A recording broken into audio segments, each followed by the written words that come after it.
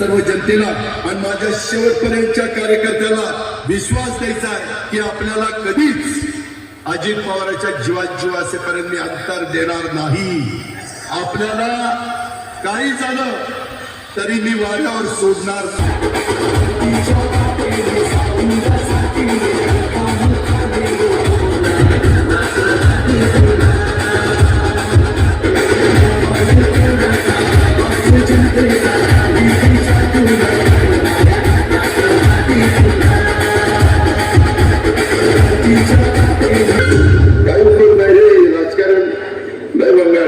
सांगायचं. पण आता तुम्ही धंदा पाणी करा, मस्तपैकी राहा, मुलाबाळांना चांगलं शिकवा, निर्व्यसनी राहा. मी पुन्हा पुन्हा सांगतोय, साधू संतांनी ते आपल्याला सांगितलंय.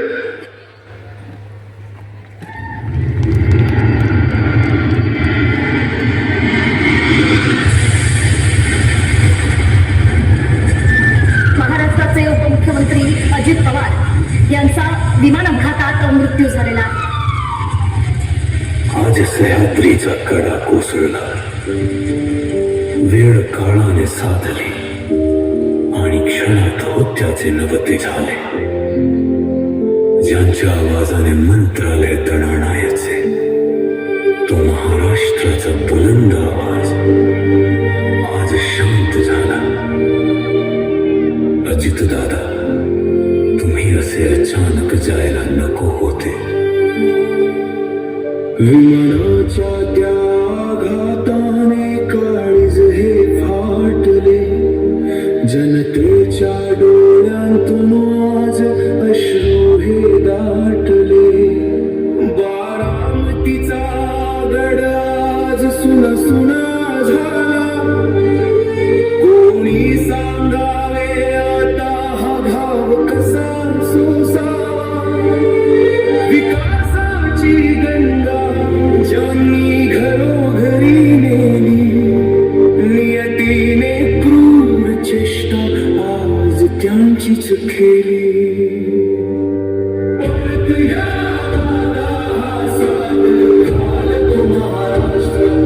तुमच्या विना पुढे राहिले विकासाचे पर्वा नाही करवत आता, नाही सुचत काही.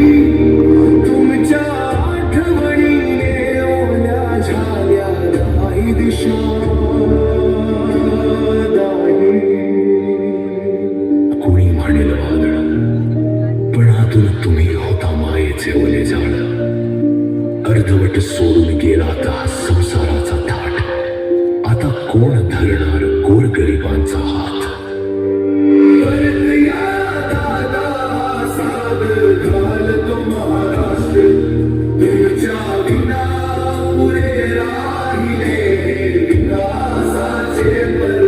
नाही करमत आता, नाही सुचत काही.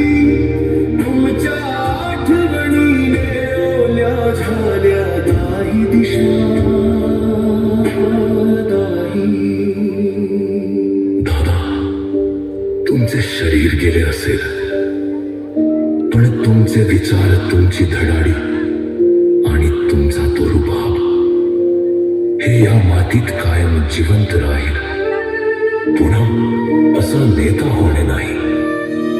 जाता जाता इतकं सांगतो, लढाया कधीच मरत नसतो, तो फक्त विश्रांतीला जातो. भावपूर्ण श्रद्धांजली, दादा.